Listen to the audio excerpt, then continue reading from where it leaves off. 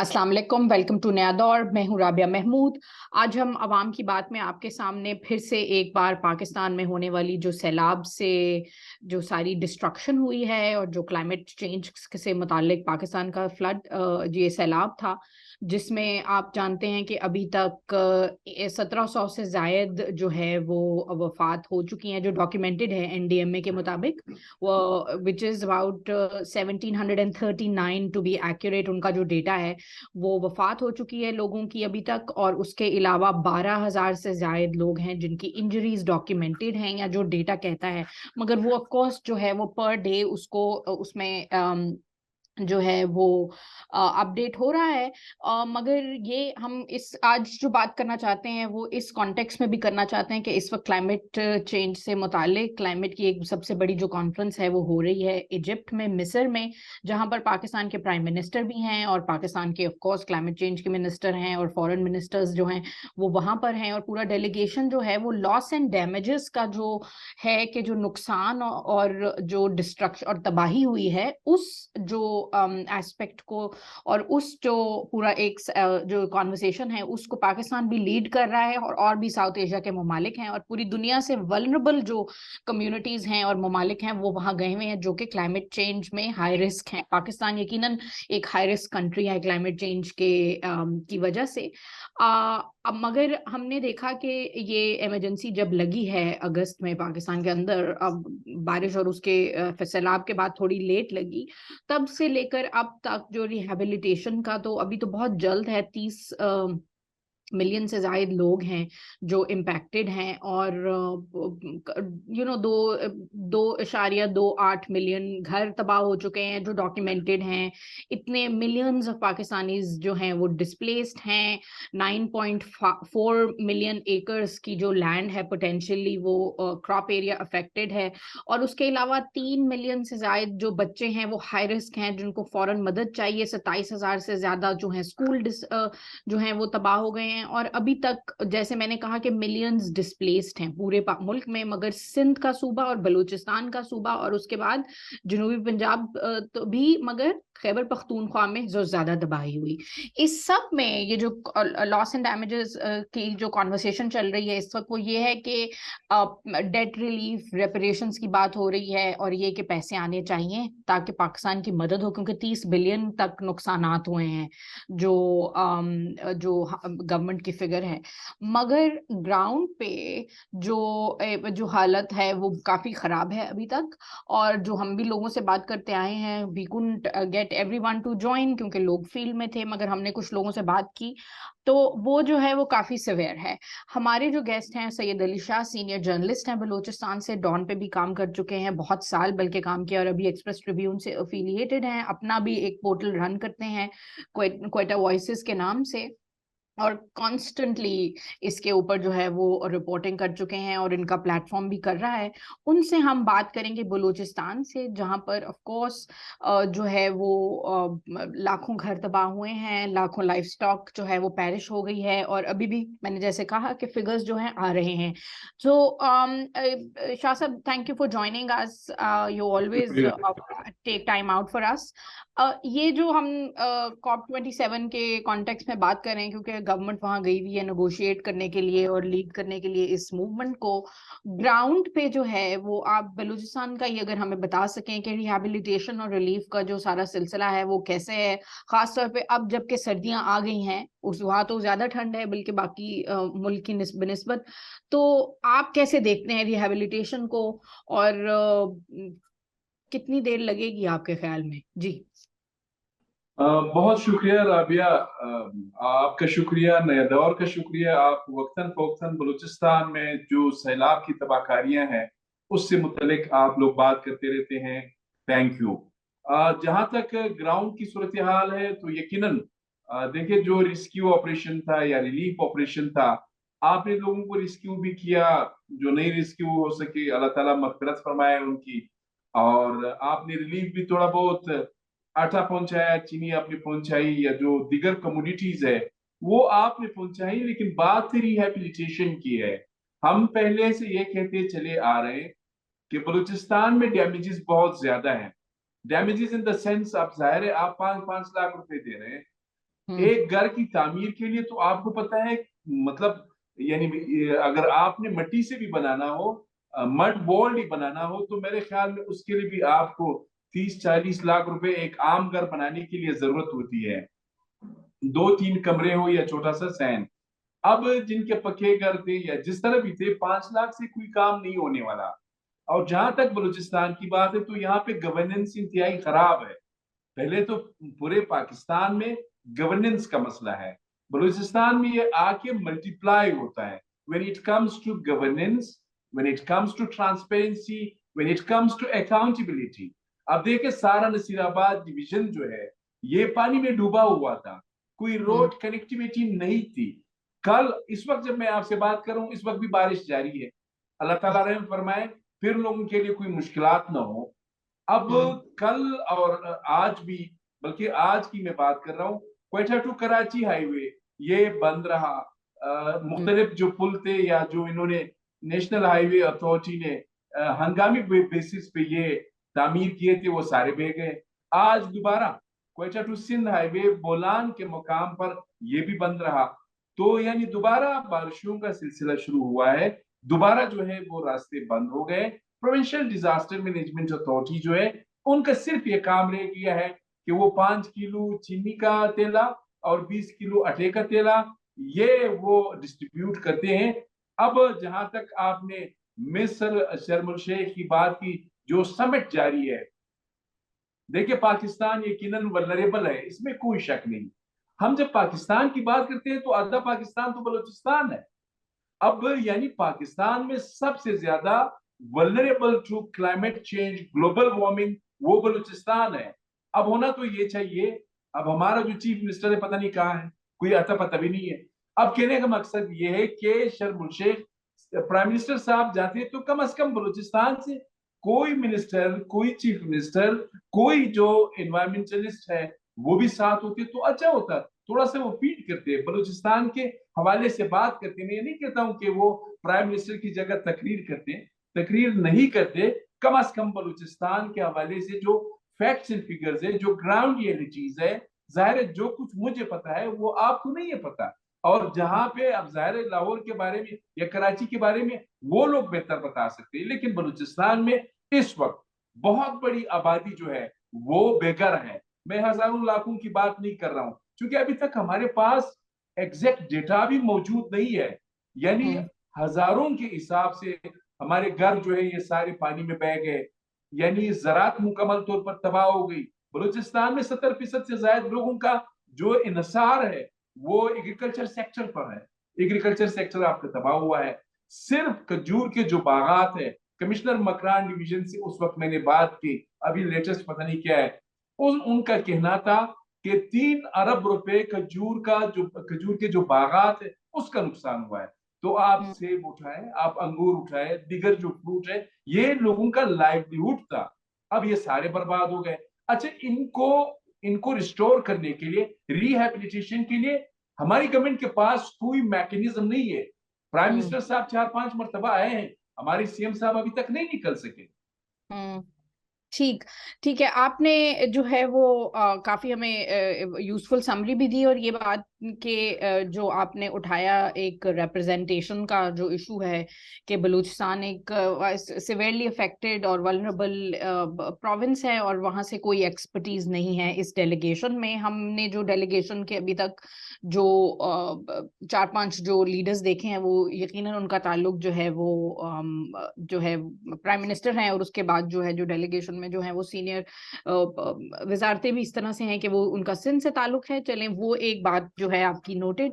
मगर इसके अलावा ये कि आपने जिस तरह से बताया कि घर बह गए लोगों के, और वही कि डेटा अपडेटेड नहीं है, बिल्कुल मैं इसलिए नेशनल डिजास्टर मैनेजमेंट अथॉरिटी का जो डेटा कोट कर रही हूँ वही उसमें कि वो अपडेट हो रहा है, और उसके मुताबिक लाइफ स्टॉक का जो फिगर है वो 4,34,000 की फिगर है, जो सिर्फ अभी उन्होंने लिखा है कि वो बलूचिस्तान में लाइफ स्टॉक पैरिश हुई है। वो भी एक जरिया है लोगों की सपोर्ट का और स्मॉल फार्मर का।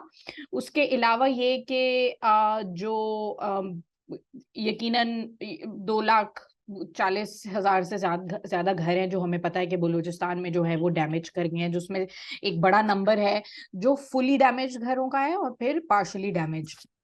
तो ये तो अभी डेटा है जो अपडेट हो रहा है। आपने जिक्र किया उसका फार्मर्स का, और आपने जिक्र किया कि जो है अभी जो लोग हैं उनकी जिस तरह से खजूर के बागात का और ये सब सब चीजें। ये एक जो अगला मेरा सवाल है वो ये है कि आपने जैसे इम्पोर्टेंट चीजें पॉइंट आउट की हैं with regards to representation of Balochistan, और ये कि वो डेलीगेशन में नहीं है उस तरह की ज्यादा रिप्रेजेंटेशन, और आपने कुछ इंपॉर्टेंट चीजें पॉइंट आउट की कि चीफ मिनिस्टर और गवर्नेंस का जो एक डिजास्टर है बिल्कुल, और कमी है बिल्कुल, एब्सेंस, बल्कि कमी तो नहीं एब्सेंस है इस वक्त बलूचिस्तान में, और स्पेशली रिहेबिलिटेशन वगैरह के लिए बहुत ज्यादा एक्सपर्टीज चाहिए।